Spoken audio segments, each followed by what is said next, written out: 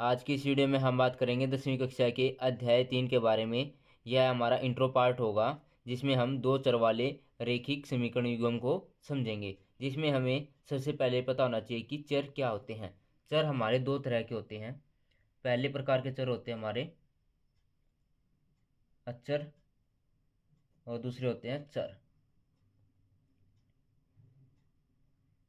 सबसे पहले हमें पता होना चाहिए कि अचर पद क्या होते हैं। अचर हमारे जैसे होते हैं -10, 2, 4, 8, 10, 101। ये क्या होते हैं हमारे अचर पद होते हैं। और चर पद क्या होते हैं, जो हमारे A to Z के रूप के होते हैं, जिसमें हमारे दो जोड़े होते हैं, जैसे XY का जोड़ा हो गया, UV का जोड़ा हो गया और AB का जोड़ा हो गया, MN का जोड़ा हो गया, जिसमें हमारे दो पद होते हैं। ठीक है। और इनके आगे हमारे क्या होते हैं, जैसे कोई भी हमारा अचर पद होता है, जैसे 5v प्लस में 4u और 3x प्लस में 4y। ये क्या हो गए, हमारे चर पद हो गए।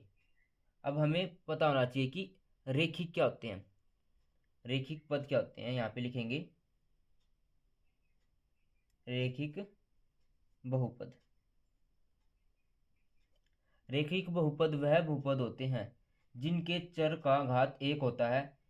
यदि उनके बराबर हम 0 रखेंगे तो वह क्या कहलाएगी, हमारी रैखिक समीकरण कहलाएगी। जैसे हम मान लेते हैं ax प्लस में by प्लस में c। ये तो हमारी क्या होगी, रैखिक बहुपद होगी। लेकिन हम इसके आगे 0 लगा देंगे तो यह किसका रूप ले लेंगे, हमारी रैखिक समीकरण का रूप ले लेगी। और रैखिक बहुपद वह बहुपद होती है जिसके जो हमारे चर होते हैं उनकी घात 1 होती है। जैसे इसमें घात हमारी 1 है और इसमें भी घात हमारी 1 है। ठीक है। और इसमें एक और चीज़ होनी चाहिए, A, B और C कोई वास्तविक संख्या होनी चाहिए।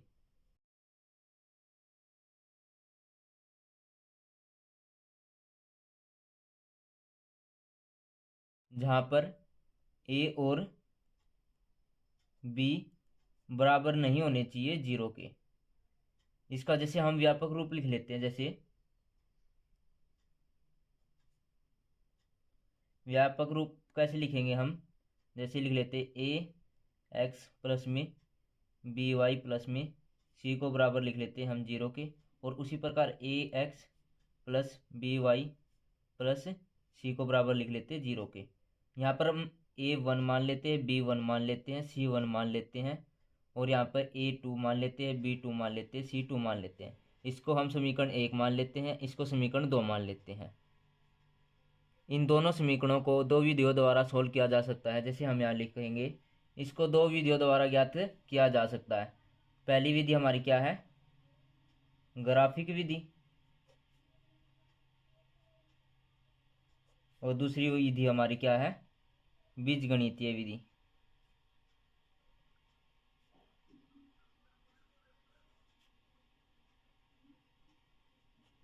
बीजगणितीय विधि के हमारे क्या है, 3 पार्ट हैं। पहला पार्ट हमारा क्या है, विलोपन विधि। दूसरा मेथड है हमारा प्रतिस्थापन विधि। तीसरा मेथड है हमारा वज्र गुणन विधि। इन तीनों विधियों का प्रयोग हम आने वाली प्रश्नावली 3.1 में, 3.2 में, इन सभी प्रश्नावलियों में इनका प्रयोग करेंगे, जहाँ पर हम इसको अच्छी तरह सीख सकते हैं। यह हमारा इंट्रो पार्ट खत्म होता है।